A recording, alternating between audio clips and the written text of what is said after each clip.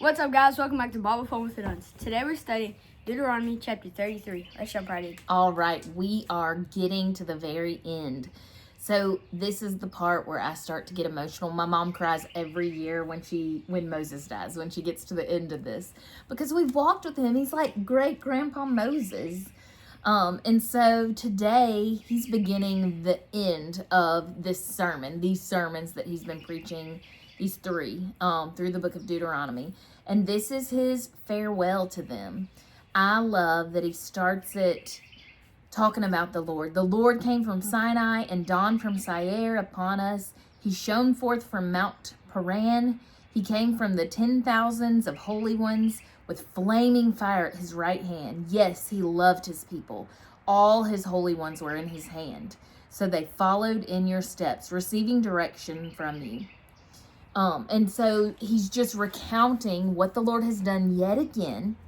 He reminds them of God, and I wonder if he's maybe reminding himself too. Remember, this guy, Moses, I just can't help but think back to Exodus 34, where he gets to look upon the back of God. He has experienced God and been in his presence and gotten to know God probably better than any living person at this point. Maybe any person so far. And so he knows his days are numbered, or maybe it is his last day. He knows he's not going into the promised land with his people. And so he is reminding them of God. These are, not only has Deuteronomy been weighty in what he's telling them, but these are the final words. So they're the weightiest. So not only is he reminding his people who God is, but maybe he's reminding himself. Those end moments of life. If you're about to go be with God in heaven, I'd probably be reminding myself who God is too. So he's giving this farewell to the people, and then you see him go tribe by tribe. They are about to go into the promised land. They're about to do the land allotments. And so he's giving them this blessing, this intercessory prayer. He is praying and speaking these things over them, kind of like intercessory prayer to God on behalf of each of these tribes. And it reminds us, if you look back, it reminds us of Jacob when he's about to die and he blesses all his sons. Mm-hmm. Well, now it's so beautiful in its fulfillment of covenant with Moses, but it's not just sons, it's the sons' whole families. It's their whole tribes. It is the entire nation of Israel that's about to cross into the promised land. And so Moses is blessing them. It also, if you look forward, it's a foreshadowing or a picture of what Joshua is about to do. Joshua's going to lead them. Spoiler, we'll find that out tomorrow. Joshua is about to lead them into the promised land, and they're going to split up the land. They're going to divide up the promised land for each tribe to live in. And so you just see this personal blessing to every single one of the tribes, except for Simeon. I think that's pretty interesting, and maybe like a little foreshadowing of things. I feel like we're about to see a deer like prance across the backyard. Something loud is back there. Or Bigfoot. It's just two squirrels. Oh, just okay. two tiny squirrels. Well, that would be cool to catch a Bigfoot on there. It would. Okay. And so this is a very personal, special moment. Something I noticed as we read through the tribes, it starts with Reuben. He just gets a sentence, but it's not bad. It's a good blessing. But then Moses goes to Judah and to Levi and to Benjamin. And these are the final tribes looking way forward after the Assyrians take over. They take the northern kingdom. And then finally, after the Babylonian captivity, the tribes of Judah, Benjamin, and whatever Levites were living in the southern kingdom, that's all that's left of the Israelite people.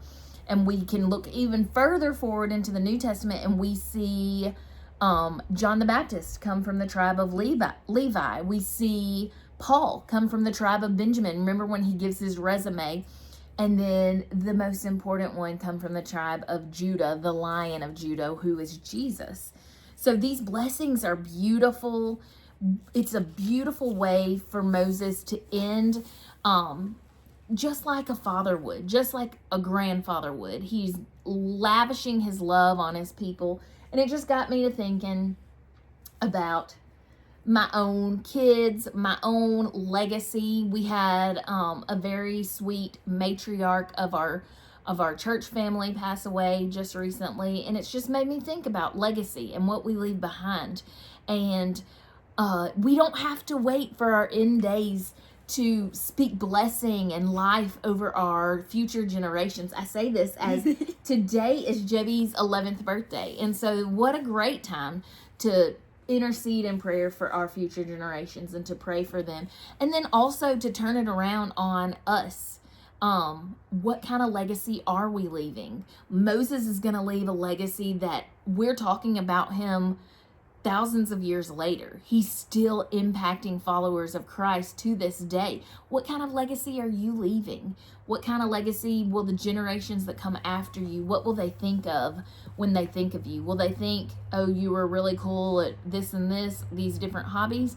Or are they going to say, man, because my mom or my dad pursued Christ every single day, because they lived their life in this way, it has impacted us years and years later also. That's the kind of legacy I want to leave.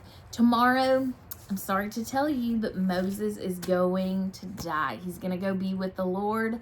And I say I'm sorry to tell you, we're going to miss him. My mama's going to cry, I promise. But he gets to be with God. And so he gets his reward. All right, friends, thanks for joining us today. We'll see you tomorrow for the end of Deuteronomy. Bye. Bye.